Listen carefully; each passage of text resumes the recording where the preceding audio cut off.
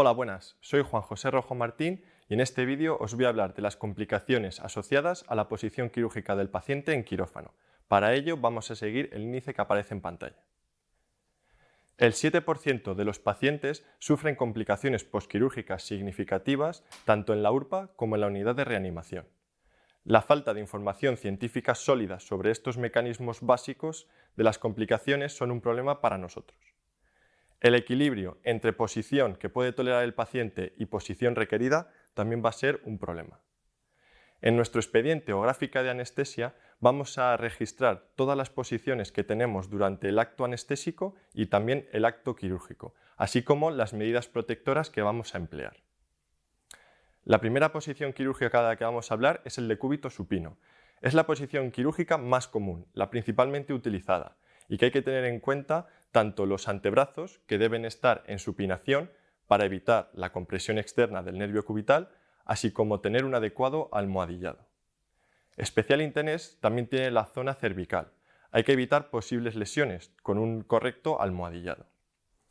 Cuando es necesario meter uno o dos brazos del paciente a los lados del cuerpo para mejorar el acceso quirúrgico, hay que evitar colocarlos debajo del abdomen o de las caderas, sobre todo en los pacientes obesos, ya que se podrían provocar síndromes compartimentales.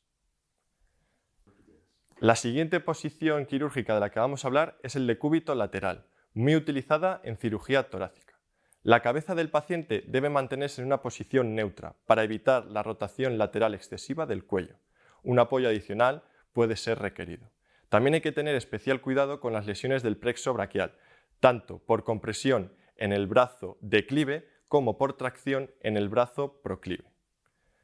Existe un compromiso pulmonar, ya que hay un desequilibrio de ventilación-perfusión.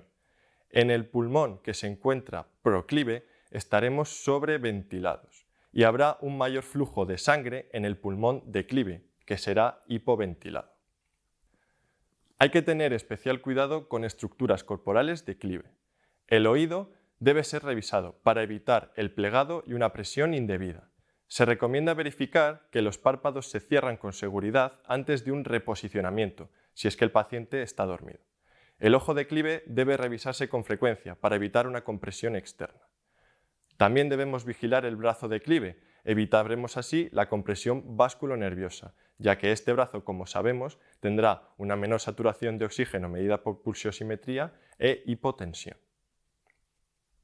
La siguiente posición quirúrgica es el decúbito prono. La posición en decúbito prono o ventral se utiliza para un acceso quirúrgico de fosa posterior de cráneo, de columna vertebral posterior, nalgas, área perirectal o extremidades inferiores.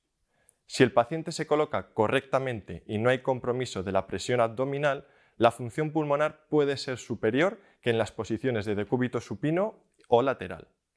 El incremento de la presión en la cavidad abdominal, si no se deja libre colocando almohadillas en el tórax, puede transmitirse a las venas del espacio epidural y así aumentar el sangrado. Es importante vigilar la compresión ocular, que podría ser causa de isquemia retiniana, por lo que se debe apoyar la cara del paciente sobre donuts o cojines especiales. Los brazos deben estar en una abducción menor de 90 grados para evitar compresiones del plexo braquial, así como meter rellenos debajo de los codos, evitando también compresiones de los nervios cubitales. Respecto a las extremidades inferiores, las piernas deben estar acolchadas en rodillas y caderas, y estas deben estar ligeramente flexionadas. Además, precisamos medias elásticas y dispositivos de compresión activos para disminuir el riesgo de embolismos. Especial cuidado hay que tener con las mamas femeninas, ya que una posición descuidada puede provocar dolor posoperatorio o incluso lesiones tisulares. La siguiente posición quirúrgica es el Trendelenburg o cabeza hacia abajo. Se emplea a menudo para facilitar la cirugía en la parte inferior del abdomen al desplazar las vísceras huecas hacia la parte superior. Así se va a producir un aumento de la presión venosa central, de la presión intracraneal y de la presión intraocular. También puede dar lugar a una tumefacción de la zona facial, de la conjuntiva, de la lengua, de la laringe, con una mayor potencial de la obstrucción de la vía aérea superior. Las compresiones del diafragma por las vísceras abdominales disminuyen la capacidad residual funcional y también van a disminuir la complianza pulmonar. Además, aumenta la presión de las vías aéreas. En caso de periodos prolongados, puede existir riesgo de que haya una regurgitación y un edema traqueal, sobre todo en pacientes que no han sido previamente intubados. La siguiente posición quirúrgica es el anti-Trendelenburg, con la cabeza hacia arriba. Esto es utilizado para facilitar la cirugía abdominal superior, ya que se desplaza el contenido abdominal hacia la zona caudal. Esta posición es cada vez más popular debido a que cada vez hay mayor cantidad de cirugías laparoscópicas. Se disminuye el retorno venoso, pudiendo provocar una hipotensión severa, también va a empeorar la perfusión cerebral y nos aumenta el riesgo de embolismos aéreos. Ahora vamos a hablar de la litotomía. Esta posición es utilizada frecuentemente en la cirugía urológica y ginecológica. Además de la supinación del antebrazo mencionada anteriormente, la flexión en exceso del muslo contra la ingle puede lesionar los nervios obturador, femoral y con menor frecuencia el nervio ciático. Es necesario también cuidar el nervio ciático popliteo externo o peroneo ante una eventual compresión que se pueda dar con las perneras. Ahora vamos a ver una tabla resumen con unas cuantas complicaciones más frecuentes que vemos en quirófano con los pacientes, dependiendo de la posición y cómo podemos hacer una prevención de las mismas. Empezaremos por el embolismo aéreo, que se da sobre todo en posiciones de sedestación, decúbito prono, anti-Trendelenburg. Como prevención, lo que podemos hacer es mantener una presión venosa central por encima de 0 en la herida quirúrgica. Otra complicación frecuente es la alopecia, que se da sobre todo en decúbito supino, en litotomía y Trendelenburg.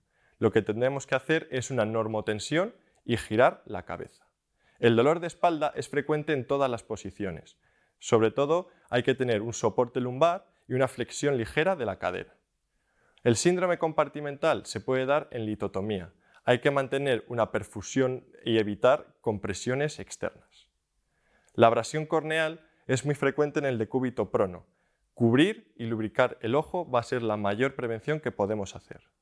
La amputación digital se puede dar en cualquier posición. Hay que vigilar las partes distales antes de modificar la posición del paciente en la mesa quirúrgica.